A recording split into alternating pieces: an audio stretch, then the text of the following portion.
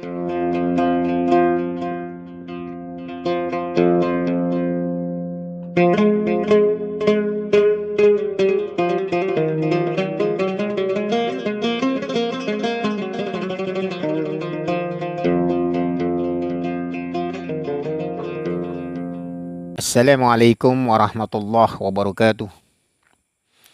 Bismillahi kalimatil mu'tasimin wa maqalatil mutaharridin. Wa na'udzu billahi ta'ala min jawril jairin wa kadil hasidin wa baghil zalimin wa ahmaduhu fawqa hamdal hamidin. Alhamdulillah rabbil alamin. Allahumma shalli ala Muhammad wa ali Muhammad. Kali ini saya akan mencoba mengangkat sebuah tema bahwa Nabi akhir zaman itu biasa juga kita sebut bahwa sepanjang zaman ada kenabian sebagai pusat dan pusaran alam eksistensi.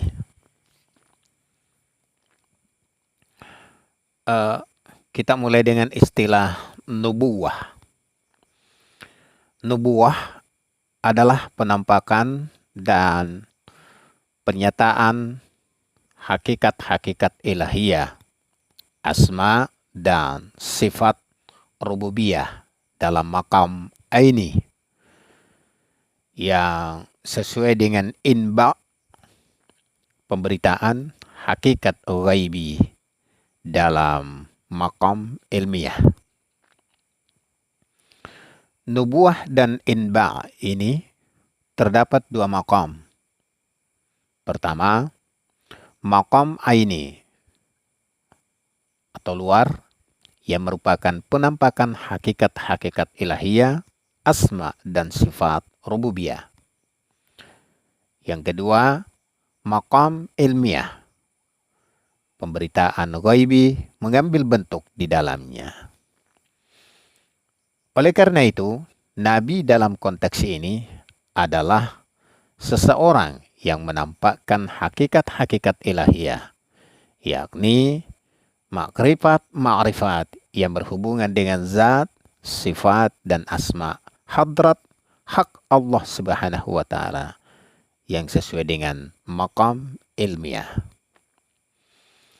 Syekh Muhyiddin Ibn Arabi membagi kenabian kepada kenabian ta'rifi dan kenabian tasyri'i.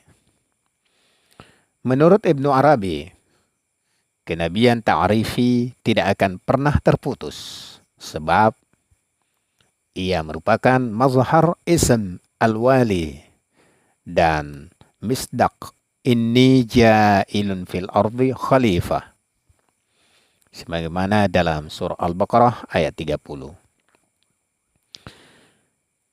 Kenabian ta'rifi ini juga disebut kenabian umum, karena untuk semua keturunan Adam alaihi salam.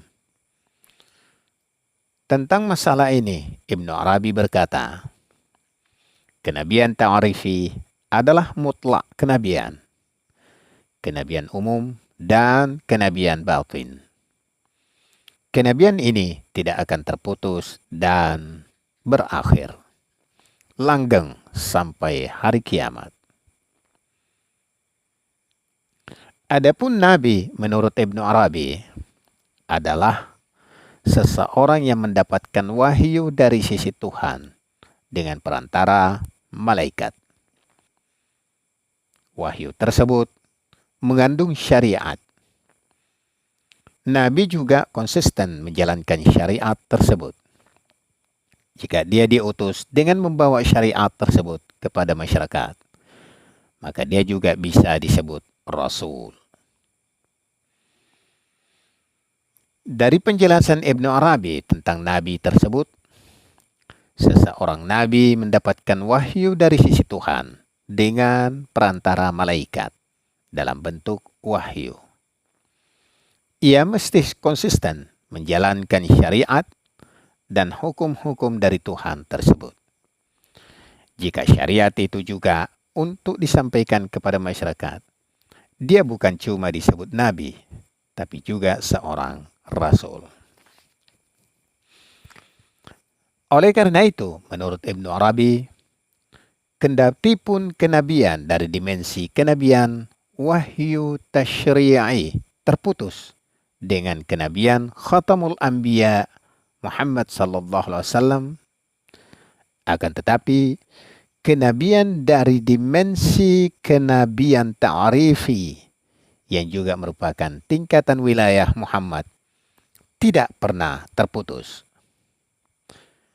Kenabian ini merupakan mazhar isim al-wali yang juga disebut kenabian umum dan berlaku untuk semua keturunan Adam alaihi salam.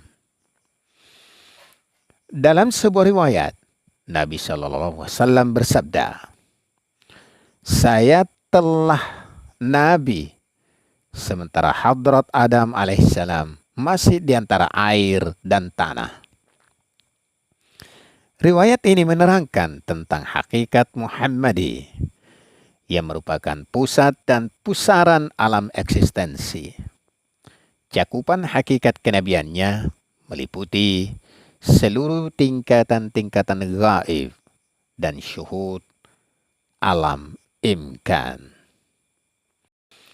Menurut Ibnu Arabi, setiap nabi dari Nabi Adam alaihissalam sampai nabi paling akhir, tidak satu pun dari mereka memiliki kenabian kecuali mereka peroleh dari miskat-miskat Nabi Khatam Muhammad sallallahu alaihi wa alihi, kendati pun keberadaan tinat atau tanah khadrat Khatam Muhammad sallallahu alaihi wasallam dari sisi zaman paling akhir dari mereka.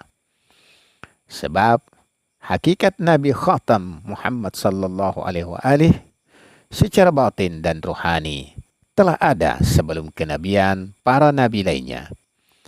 Mereka memperoleh kenabian dari hakikat dan rohani tersebut. Karena itu, beliau bersabda, "Saya telah nabi sementara hadrat Adam alaihissalam masih di antara air dan tanah. Dan para nabi lainnya tidak ada mereka nabi sebelumnya, kecuali ketika mereka dibangkitkan serta diutus." Sekian. Assalamualaikum warahmatullahi wabarakatuh.